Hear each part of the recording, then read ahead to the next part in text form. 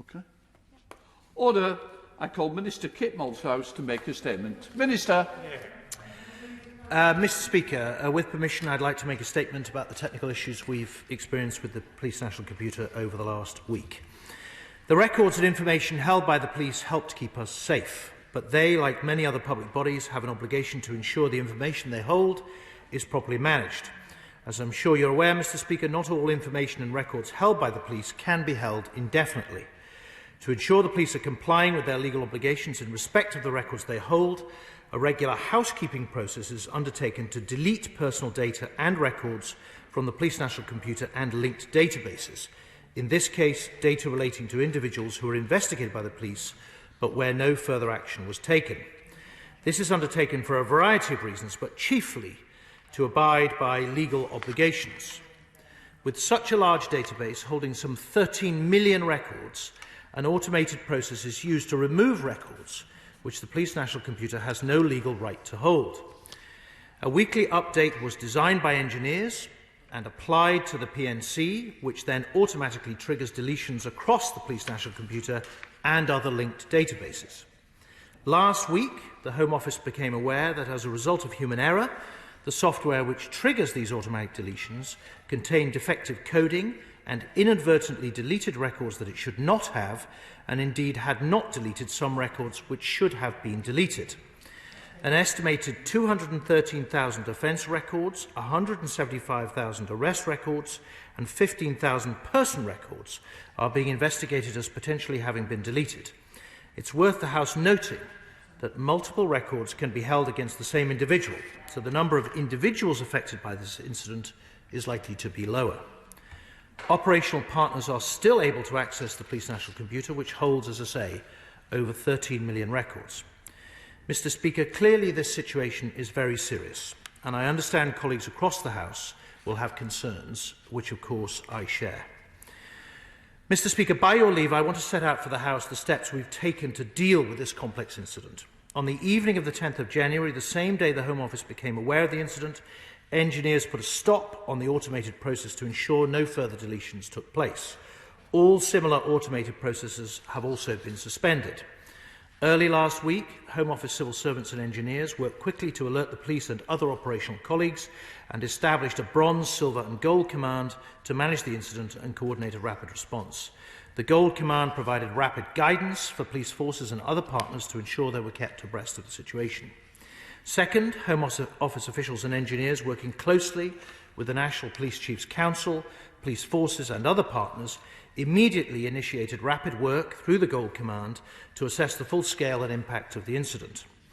This included undertaking a robust and detailed assessment and verification of all affected records, followed by developing and implementing a plan to recover as much of the data and records as is possible, and develop plans to mitigate the impacts of any lost data. This is being done, Mr Speaker, in 4 phases. Phase 1 involves writing and testing a code to bring back accurate lists of what has been deleted as a result of the incident. Phase 2 will involve running that code and then doing detailed analysis on the return to fully analyse the records which have been lost and establish the full impact. Phase 3 will be to begin the recovery of the data from the Police National Computer and other linked systems. And Phase 4 will involve work to ensure we are deleting any data that should have been deleted, as usual, when this incident first began. Phase 1 of this process has taken place over the weekend, and I am assured it has gone well. The second phase is now underway, and I will hopefully have an update in the next few days. While any loss of data is unacceptable, I can say that other tried and tested law enforcement systems are in place which contain linked data and reports to support policing partners in their day-to-day efforts to keep us safe. For example, the Police National Database or other local force systems. The police are able to use these systems to do simultaneous checks. Mr Speaker, I would urge patience while we continue our rapid internal investigation and begin the recovery. I hope the House will appreciate that the task in front of us is a complex one. Public safety is the top priority of everyone working at the Home Office, Mr Speaker, and I have full faith that Home Office engineers and our partners in the National Police Chiefs Council and the police force across the country who we are working with are doing all they can to restore this data. While this is rightly our immediate priority, clearly the Home Secretary and I have commissioned an internal review as to the circumstances which led to this incident, so lessons can be learned. I will update this House regularly on process, and I commend this statement to the House. Shall the Home Secretary, Nick Thomas. Thank you, Mr Speaker. I'm grateful to the Policing Minister for his statement and for advance sight of it, and I'm grateful to him for his briefing over the weekend. But I must ask, where is the Home Secretary? The loss of hundreds of thousands of pieces of data so important for apprehending suspects and safeguarding vulnerable people, is extraordinarily serious. It was the Home Secretary who needed to show leadership and take control. It's what previous Home Secretaries have done in a crisis. On the Passport Office, on Windrush, on knife crime, whatever their mistakes, Home Secretaries came and answered to this House. They didn't just offer a media clip, as has happened today. This Home Secretary, failing on violent crime, failing on the Windrush compensation scheme, with chaos on border testing, found to have broken the Ministerial Code, now won't even answer to Parliament and the public on this most serious of issues. The Home Secretary likes to talk tough, but when the going gets tough, she's nowhere to be seen. Can the Minister tell us when the Home Secretary first knew about the data loss and why the public had to find out from the media? Given the initial reports were of 150,000 items of data, and now the figure seems to be over 400,000, can the Minister be sure how much data has actually been lost? In his statement, the Minister said that on the 10th of January, the process of deletion was stopped. But can the Minister confirm the faulty script was introduced into the Police National Computer on the 23rd of November, meaning that this problem was not identified for 48 days? The Minister said in his statement on Friday, the loss relates to individuals who were arrested and then released without further action. This is serious in itself. Take cases of domestic abuse, when suspects are released and this data becomes so important to protecting victims and making further arrests. But the letter of Deputy Chief Constable Malik, the National Police Chiefs Council lead for the Police National Computer, said the deleted DNA contains, and I quote, records marked for indefinite retention following conviction of serious offences. So it isn't only data on individuals released with no further action. It includes data about convicted criminals. So will the Minister now correct the statement that he issued on Friday? Can he also confirm if 26,000 DNA records and 30,000 fingerprint records held on separate databases have been deleted? Can the Minister assure the House that the engagement with the PNC to delete the SIS2 database was unrelated? What is the full impact on the UK visa system from this data loss? And how is it impacting on ongoing police investigations and intelligence gathering? The PNC and the Police National Database are due to be replaced by the National Law Enforcement Data Programme. But the assessment of the infrastructure and project's authority is that successful delivery of the project is in doubt. Is it still in doubt? And if so, why? And there are reports that senior police outlined 18 months ago that the Home Office was not investing in the PNC and that it presented a significant risk to policing's ability to protect the public. Was that warning heeded? Finally, if it is not possible to recover data via the process currently underway, what contingency plans are in place to seek to recover the data via other means? And doesn't the Minister accept that maintaining the security of this vital data is critical to addressing crime, bringing criminals to justice and keeping our communities safe? And if the Home Office is not doing that, it is failing the public.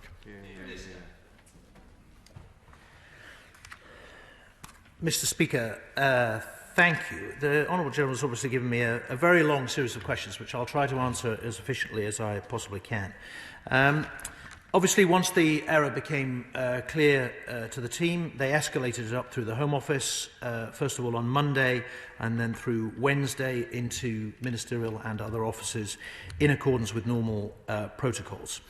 In terms of the scale of the data, while the figure of 400,000 has been quoted, that is an accumulation of the various bits of information that may or may not have been deleted. As I said earlier, a number of bits of information may apply to one individual, so the number of individual records that will be affected on the PNC may be smaller, but we won't know exactly until later this week once the programme that's currently being analysed has come to an end.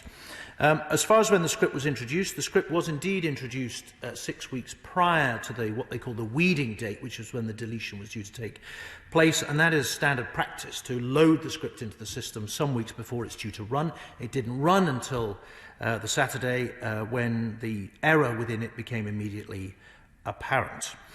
In terms of the records that are affected, I am informed that the records that have been deleted are those that do relate to people who were apprehended or put under investigation by the police, but then where there was subsequently a declaration of no further action to be taken.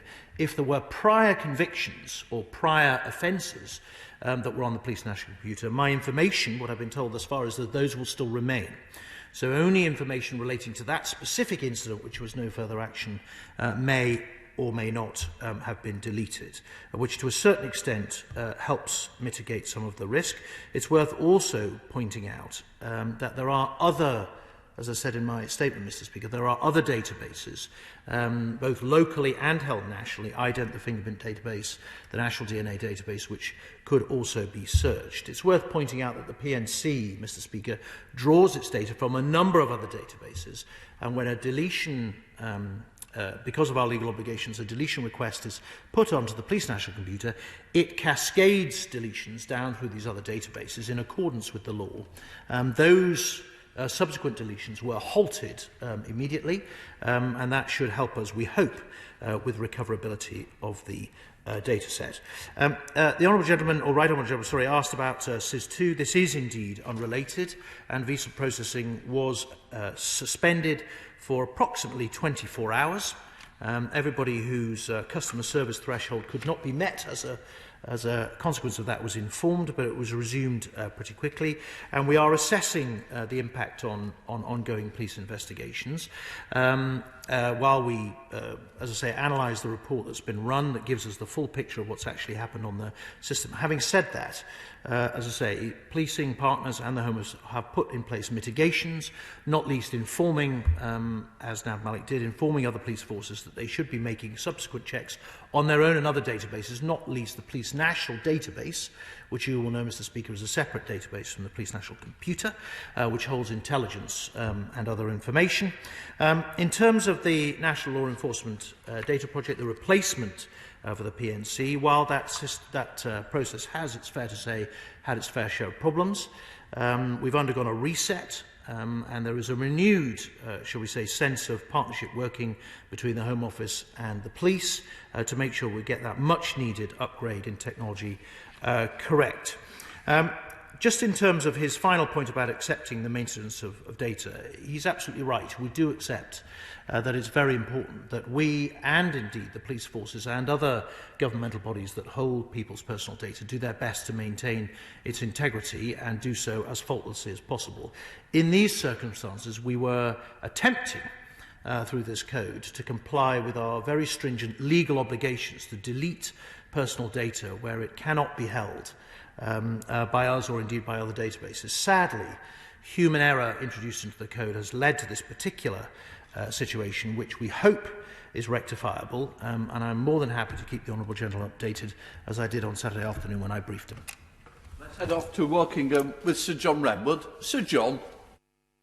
I would like to thank the Minister, the Home Secretary and the police leadership around the country for the very professional way they responded to a most unfortunate error, an error that none of them wanted or made personally.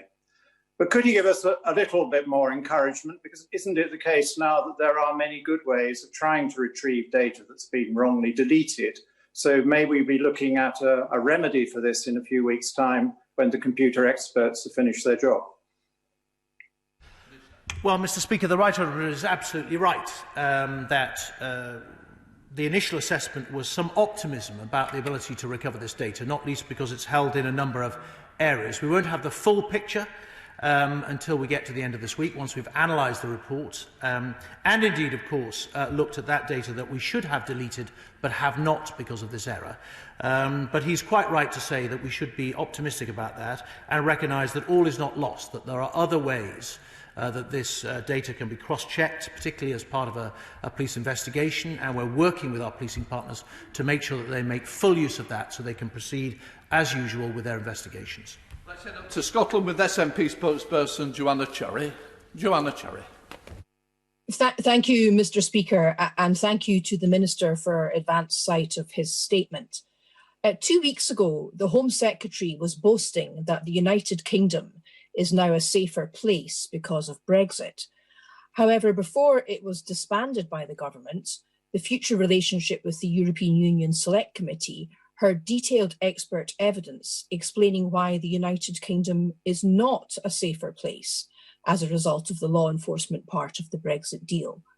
And one of the key reasons why that is so is that we've lost real-time access to Europe-wide databases on criminal records, DNA, fingerprints, and indeed intelligence. Now, this is not just my view, but it's the expert view of Lord Ian Blair, the former Met Commissioner, and Lord Peter Ricketts, the former National Security Advisor. And now, Mr. Speaker, that situation has been further exacerbated by this loss of important fingerprint, DNA, and arrest history records, which the police use for real-time checks on our own UK-wide databases. Mr. Speaker, you really couldn't make it up, yet curiously, the Home Secretary is nowhere to be seen. Instead, she's sent her junior minister to take the flak. I have two areas of questions for him. Firstly, was this data cleaning operation in any way connected to the removal of records from the police national computer following the end of the transition period? And does the 400,000 figure include the 40,000 records that were removed from the police national computer post-Brexit, or is it on top of that?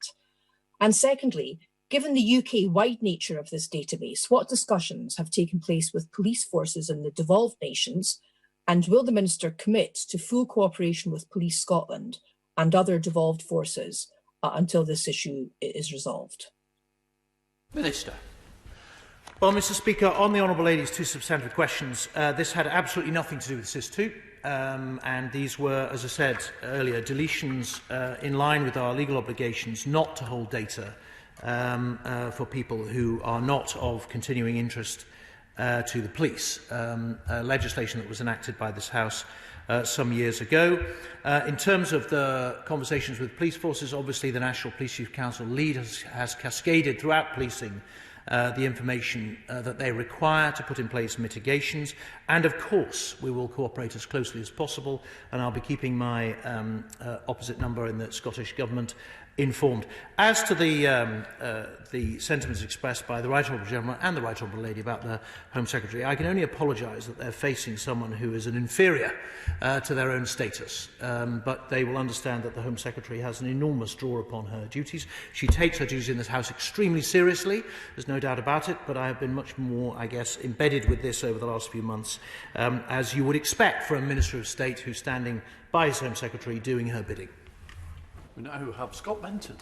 Thank you, Mr. Speaker. May I thank the Minister for providing more detail on this unfortunate issue to the House. Is he able to confirm that the police have a full understanding of what has happened here and that appropriate measures will be taken to ensure that this is not repeated? Mr. Speaker, that's absolutely right. So the police were informed, along with the senior levels of the Home Office, on, I understand it, the Monday after the incident had occurred, and they are part of the Gold Group Command that's dealing with the incident. And as you will have seen from the letter that was leaked to the Times, but the detailed letter that was sent around policing, that the NPCC lead on this matter is very much around the table, working with us to make sure that we rectify it as soon as possible. Let's head up to Castleford with Chair of the Select Committee, Yvette Cooper. Yvette Cooper. Thank you, Mr. Speaker. It is very hard to understand how 400,000 records could be deleted from such a crucial system without there being a proper backup system in place. So if this was the normal weekly process as ever, why was new coding being used? If new coding is often used, Why aren't there built-in safeguards? And is it true that ministers were warned many months ago their approach to the Police National Computer and Database posed a significant risk to policing's ability to protect the public? What did the Home Secretary do about that? Stop. Well, Mr. Speaker, with a large database, as I say, with something like 13 million records thereon, it is routine to use, I guess, mini programs that run on the database to deal with data. And as I understand it, this new process was put in place, or this new coding was put in place as a weeding request from policing itself. Obviously, one of the questions that we will have to answer is what went wrong, not only in the writing of the code that introduced this error, but in the quality and system checking that then would sit behind it to make sure that this matter doesn't reoccur. And of course, once we've gone through this exercise of making sure that we've rectified it as much as we possibly can, that will be exactly the kind of lesson that we learn. It is the case that there have been concerns about the replacement, the process of replacing the Police National Computer and indeed the Police National Database. But over the last few months, the Home Secretary and I have worked hard to put reset processes in place around that particular project, and I'm confident now that we're on a better footing to move forward to a brighter future for police technology. Let's head to Arundel with Andrew Griffith. Andrew Griffith. Thank you, Mr. Speaker. These incidents are not without precedent. The Minister will recall that in 2007, 25 million child benefit records were lost. But could he confirm that everything possible will be done to remedy this and to learn whatever lessons need to be learned? Well, Mr. Speaker, he is right that there have been a number, over the years, there have been a number of issues around governmental handling, if you like, of data, because it is a large and complex issue, and we are dealing with very difficult, huge amounts of data, I guess, that are very difficult to handle. He can be assured, and I hope the rest of the House will be, that we are working flat out to get on top of this problem and to rectify it. As I say, the first stage of our plan has gone well. The second stage is underway, and I would expect to report better progress to the House in due course. Let's head up to Scotland with Alistair Carmichael. Alistair Carmichael. Thank you, Mr. Speaker. The Times is reporting today that the Home Office was warned in July 2019 that police databases were creaking and that they operated on end-of-life, unsupported hardware and software. They further report that the Home Office response was that they would only fix on fail. In other words, knowing that there was likely to be failure, they decided just to let it happen and fix it if they had to. Can the Minister tell the House whether or not that response was one in which there was ministerial involvement? And if there wasn't, doesn't he think there should have been? Well, Mr. Speaker, I wasn't necessarily in post, I don't think, at that point, so I don't know whether there was ministerial involvement in that particular decision. What I can tell the right honourable gentleman is that we have been working quite hard over the last year or so to get the technology projects in the Home Office, the National Law Enforcement Data Project and indeed the new communications network for the police back on track. They have had their fair share of problems. I don't think it's any national secret to reveal that, but I'm confident things are in a better position now than they were before. And it's worth pointing out that while I understand the issues that were in the Times newspaper today claimed around the Police National Computer, this issue had absolutely nothing to do with the state or otherwise of the hardware and software of the Police National Computer. It was pure human error in coding and not necessarily a reflection of the age or whatever of that particular system.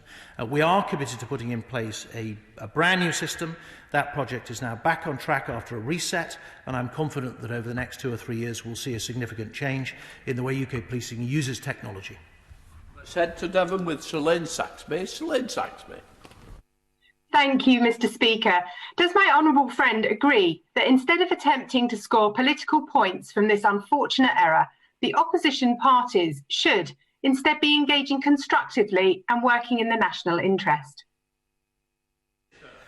Well, yes, Mr. Speaker, that would be all of our hope on this side of the House, that opposition members would work constructively. And certainly, I have to say, Mr. Speaker, I had a very constructive briefing with the Right Honourable Gentleman and my opposite number, the Shadow Policing Minister, over the weekend, and indeed the Chair of the Select Committee. We are committed on this process to as much transparency as the House requires, because, as I say, with a large, complex database, with human error introduced, these kind of issues need to be exposed, I guess, so that we can all learn from them, whatever kind of situation, political or otherwise, that we're in. Let's head up to Greater Manchester with Andrew Gwynn. Andrew Gwynn. The Home Secretary likes to talk tough on crime, but the shocking loss of 400,000 records is a major failing on her watch, and she is incapable of facing up to it. She should be here before the House today.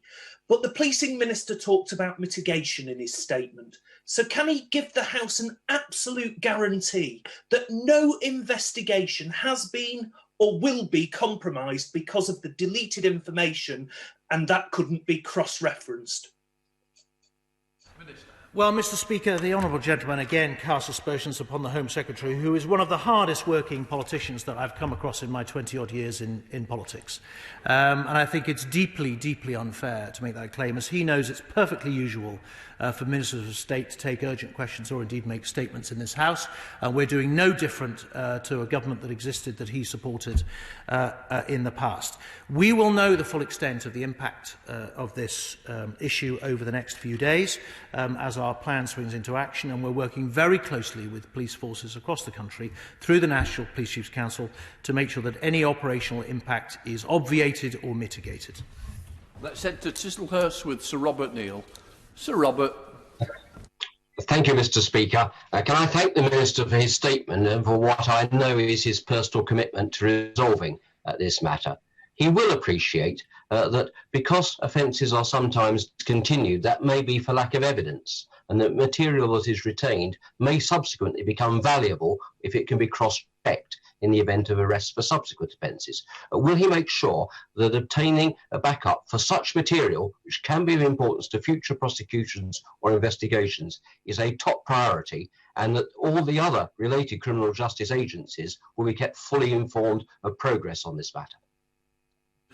Well, Mr. Speaker, in his usual succinct way, the Honourable Gentleman puts his finger on the button of the issue, and we are working very hard at the moment, as I say, to scope exactly what's happened and make sure that we can retrieve exactly the sort of data that he refers to from the various other databases on which it is held, both at force level and indeed at national level, or even at, for example, forensic provider level. There is some optimism that we may be able to do that, although we won't know for certain until later this week. Having said that, Mr. Speaker, as he will know from his very distinguished career at the bar, the police have a number of other databases and sources of information from which they can seek corroborating evidence or otherwise an investigation. And as I said before, we are working closely with them to make sure that those mitigations are in place while we get this problem sorted out.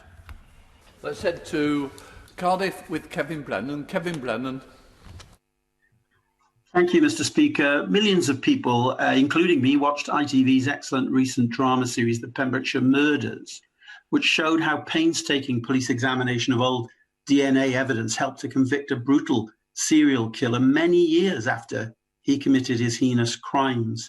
So is it possible, and I think the public and victims of crime deserve an honest and candid answer from the Minister on this, is it possible that records which could help to convict serious offenders in the future have been lost forever? Well, Mr. Speaker, it's worth stressing, as I say before, that this data loss relates to people who have been subject to no further action from the police. And any biometric data, DNA, fingerprint or otherwise, that may have been deleted from the Police National Computer relates only to that offence for which no further action has been put in place. At the moment, and I'm trying to be candid with the Honourable Gentleman as he urged me to be, I can't give him an exact picture of what the downstream impact is, but it's worth pointing out that the Police National Computer is not the only place in which records such as DNA that he refers to are held. We obviously have a separate DNA database, and then those forensic providers who provide those samples also have their own DNA databases, and there is obviously intelligence that remains on the police national database as opposed to the police national computer. But our primary effort at the moment is to scope the scale of the issue and then to seek the rectification that both he and I would be keen to see. Let's head up to Darlington with Peter Gibson. Peter Gibson. Thank you, Mr. Speaker. Can I thank my honourable friend for updating the House so swiftly on this unfortunate incident of human error? Can he confirm that everything humanly possible is being done to rectify this, and that he will commit to updating the House on the recovery of the data? Well, Mr. Speaker, I'm grateful to the honourable gentleman for his question, and I can assure him that we're doing everything possible that we can. We've had a very dedicated engineering team who've been working flat out since the incident concerned, including over the weekend, to seek rectification. And as soon as I have more information about Phase 2, I will make it known to the House through whatever channel is agreed with Mr. Speaker. Let's head up to Scotland with Richard Thompson. Richard Thompson. Thank you, Mr. Speaker. The Minister has told the House this afternoon that the affected records apply to cases where individuals were arrested and then released with no further action. However, a letter sent from the National Police Chiefs Council to senior officers has stated that records potentially deleted in error include records that have previously been marked for indefinite retention following conviction of serious offences. In light of what the Minister has told the House, and in light of his earlier statement of the 16th of January, was the National Police Chiefs Council incorrect to make that statement to senior officers? No, he wasn't incorrect, I don't believe, although the picture has evolved, it's certainly true to say, over the last few days. So the information that I have been given thus far is that where you have an individual who may be on the police national computer for a number of offences, say, over time, but on this occasion, for a particular offence, was released no further action, it's only the information that relates to that particular offence that was no further action that may or may not have been deleted. Having said that, and I guess it's safe to put this caveat in, we are in the process of analysing exactly what the impact of this loss has been. And once that becomes clearer, I'd be more than happy to give the honourable gentleman and indeed others in the House the assurance that they need, or indeed to give the wider conclusions of what that report is telling us. These are all initial views of what we believe may well have been happening.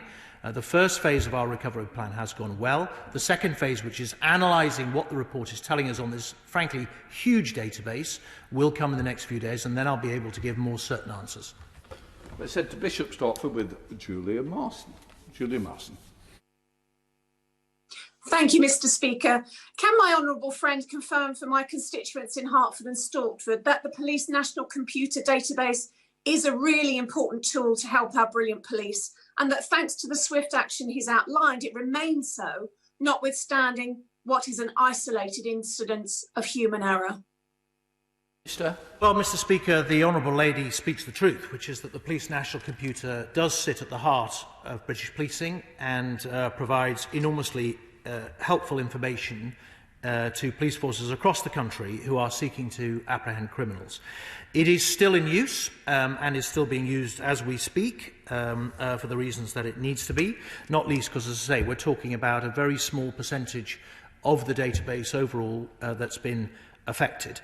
But that is critically why we have committed to investing in a new replacement for the Police National Computer, which is still a system, I guess, that's a legacy from the past.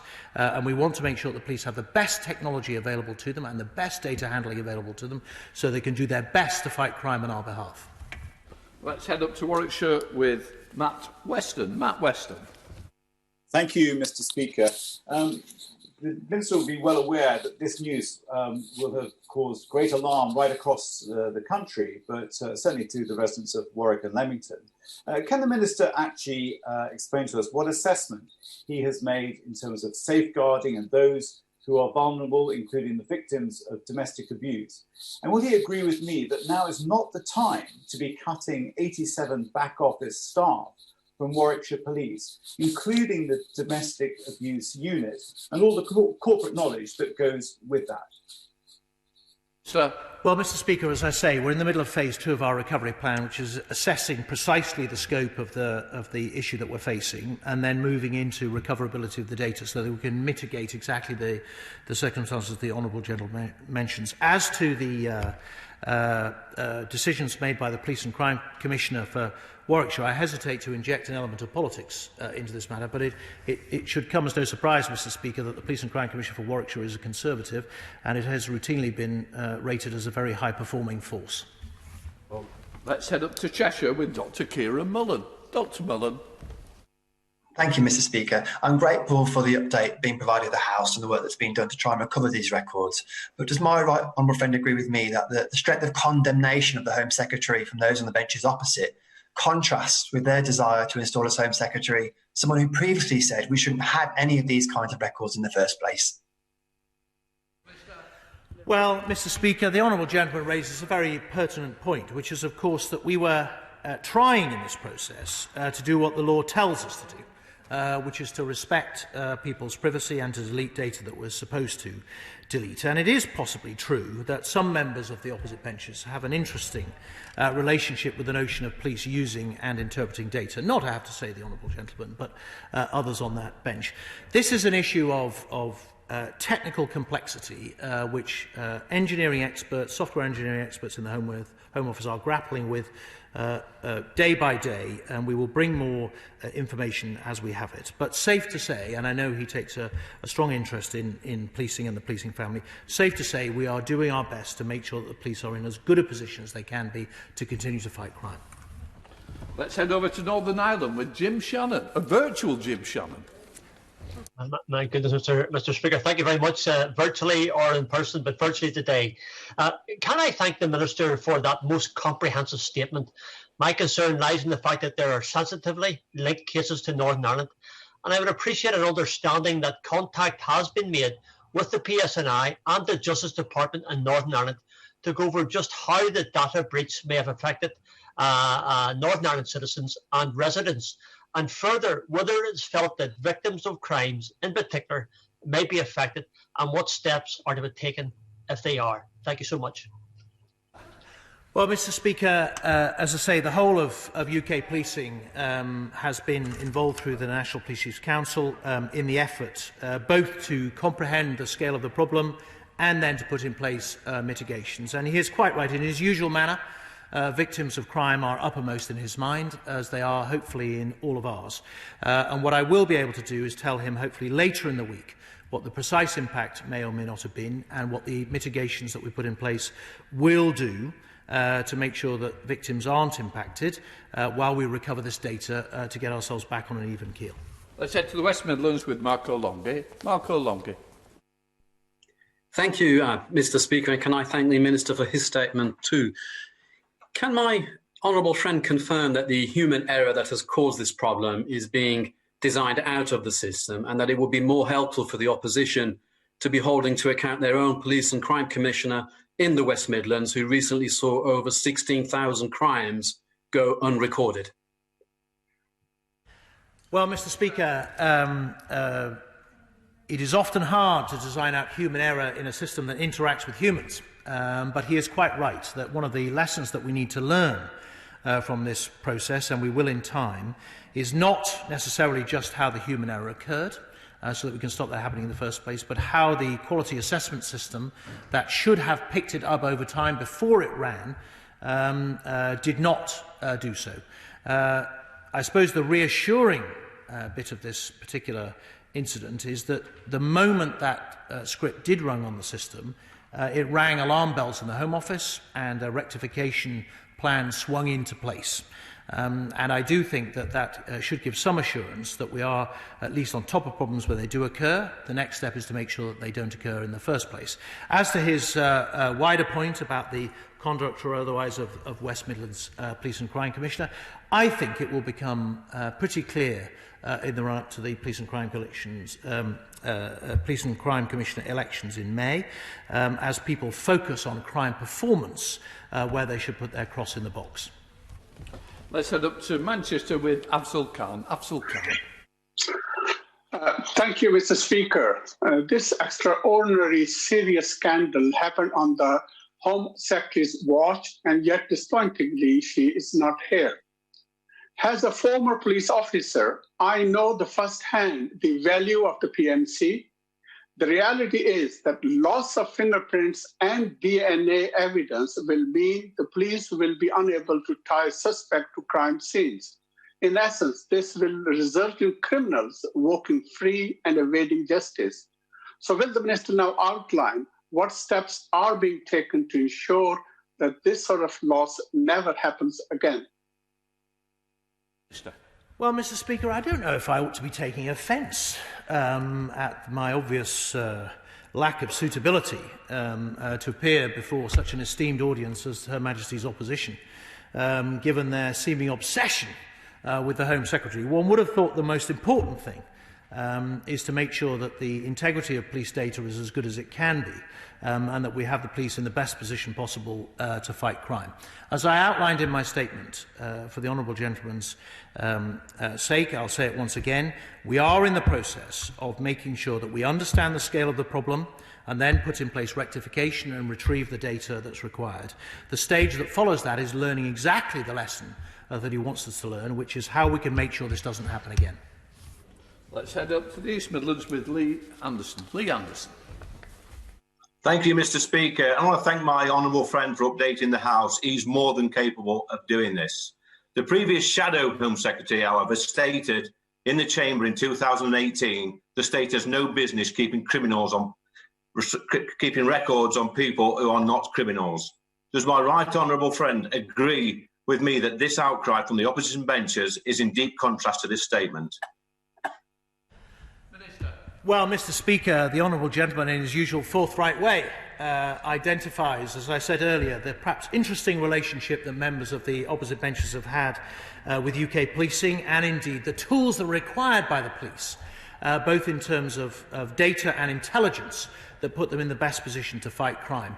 Both he and I know, will stand shoulder to shoulder, whatever the opposition may say, to make sure that British policing gets the best technology and the best information it needs to make sure that it can fight crime in my constituency and in his 24 hours of the day, 7 days of the week, 365 days of the year, as they have been doing over the last 12 months. Let's head to the West Midlands with Steve McCabe. Steve McCabe. Thank you, Mr. Speaker. The Home Secretary's office claimed 4 days ago that no records of criminal or dangerous persons have been deleted. Can the Minister tell this House if he knows that to be categorically true?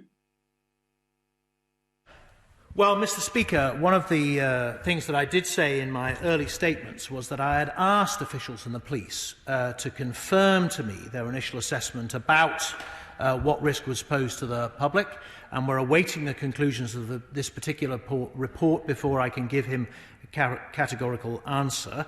What we do know is that these particular records that were deleted related to people who were released by the police, no further action, either arrested or under investigation, but for this particular crime were what they call NFA. Now, to a certain extent, that gives some assurance, but I cannot, I'm afraid, give him a full picture, possibly until later this week or early next week, and I am fully committed to do that, Mr. Speaker. We go to Devices with Danny Kruger. Danny Kruger. Thank you, Mr. Speaker. Can my honourable friend confirm that those who are currently relying on the Police National Computer data for investigation will be able to rerun their searches once the recovery work on the Police National Computer is complete? Mr. Speaker, I can confirm that. The moment that we've recovered the data and put things back as they were, and in fact made sure that we have deleted that data which we should have deleted but have not, then we will be encouraging police forces across the country to rerun their searches. It's worth, though, reiterating what I said earlier, which is there are other databases on which these searches can be run, and we are encouraging police officers and indeed working with the National Police Chiefs Council to make sure that those mitigations are used as fully as possible by UK policing. Video link. Stephen Doughty. Perfect. Whilst we're waiting for Stephen Doherty, could perhaps James Sunderland ask his question? Mr Deputy Speaker, could the Minister please update the House on whether the computer glitches reported today are having any impact upon recruiting? And could you also update me on the observation that police forces across the UK may be rejecting applications from rejoiners? Well, Mr Speaker, very ingenious from the honourable gentleman to get the uplift into this particular statement, but a welcome ingenuity by him, I have to say. It doesn't affect the uplift at all. Recruitment is going well, and as you know, we're ahead of target. And he has raised with me, Mr Speaker, the honourable gentleman has raised with me the issue of his particular force, I think, rejecting or not necessarily accepting applications from rejoiners. I'm in the process of bottoming that particular issue out, and as soon as I have an answer for him, I'll let him have it. Thank you. I see that Stephen Dowdy had withdrawn, so we now go straight to video link. Deirdre Brock. Thank you, Mr Deputy Speaker. You would have thought that the Home Secretary would be fronting up a statement on an issue as important as this, but I guess that requires a commitment to the job she appears to lack. The National Police Chiefs Council was told that biometrics and DNA samples having been lost and mismatched were hampering the investigation of crimes. Are they also interfering with the operation of the visa and immigration system? And will we see visas being granted that shouldn't be and visas being denied which should have been granted? Well, first of all, Mr Deputy Speaker, can I just object to the honourable lady offering such a calumny against the Home Secretary? She is 200%, if that's possible, committed to the job. And throughout the COVID pandemic, and indeed before, she has been at the helm, in the bridge, at the Home Office, working, as I say, as hard as any politician I've come across in my whatever 20-odd years it is now in frontline politics. And I think it's deeply, deeply unfair to cast aspersions upon her commitment, not least because even before she became Home Secretary, I believe she was chair of the all-party group on victims of crime and has a long-standing commitment to doing the best for those who have been subject to some heinous acts by others. On her question about visas, there was a brief delay in the processing of visa applications for about 24 hours while the risk was assessed. It was deemed that the process could continue and nobody has subsequently been delayed. Sarah Brickcliffe. Can I thank the Minister for coming to the House so swiftly to update us and to committing to continuing to do that if there's further developments. But can my honourable friend confirm that the Home Office is working with policing partners to try and recover the data and assess the full extent of the problem? Mr Speaker, what a novel to be asked the question in person. I can confirm what the honourable lady says, that we are working extremely closely with policing partners, both through the National Police Chiefs Council, the National Crime Agency and indeed others who use this computer system for their vital day-to-day work. They are involved in the Gold Group around this particular incident, and there have obviously been ongoing conversations between the Home Secretary, the Chairman of the Police Chiefs Council and indeed others to make sure that we are on lockstep in terms of our plan to mitigate and then to restore the database to its previous integrity. Video link. Tony Lloyd.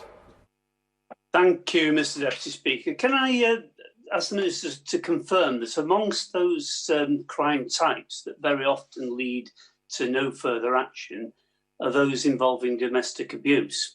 Now, will he then confirm that in that case, can he give an absolute guarantee to the House that there will be full recovery of all this data, or do we put at risk victims of domestic abuse when we know that building up that pattern of criminal behaviour is so important in both the police and other agencies, bringing offenders to book, or at least in any case, protecting victims of domestic abuse?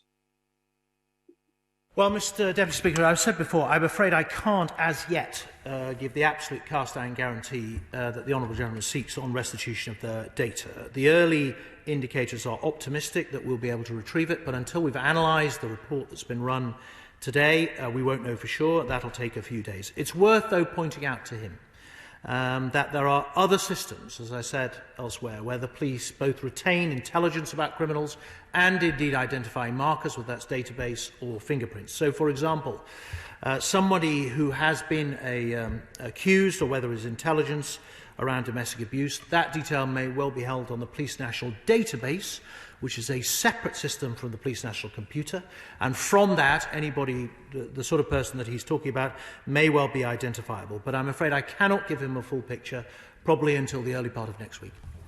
Video link. Bob Blackman. Thank you, Mr. Deputy Speaker. My honourable friend has repeatedly said that this dreadful state of affairs was caused by human error. Can he confirm to the House that there is no suggestion of there being any criminal intent in this regard, and also that one of the strengths of the system is that when this error happened, it was immediately set off alarm bells so that action could be taken? Well, Mr. Speaker, I know the honourable gentleman has a background in technology, so quite right that he should raise such pertinent questions. On his first question, no allegation whatsoever of wrongdoing over and above error. And on his second question, he's absolutely right that we should be reassured that this human error was picked up the moment that it ran on the system, and the ability for it to keep deleting items was stopped, and indeed general instructions were sent out to the linked databases to stop them also deleting data. So we caught it pretty much as soon as it was happening. The question now is how quickly can we rectify it? Video link. Dame Angela Eagle.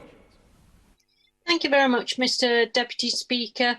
If these 400,000 lost records are not recovered, then this human error will have an impact on public safety, won't it?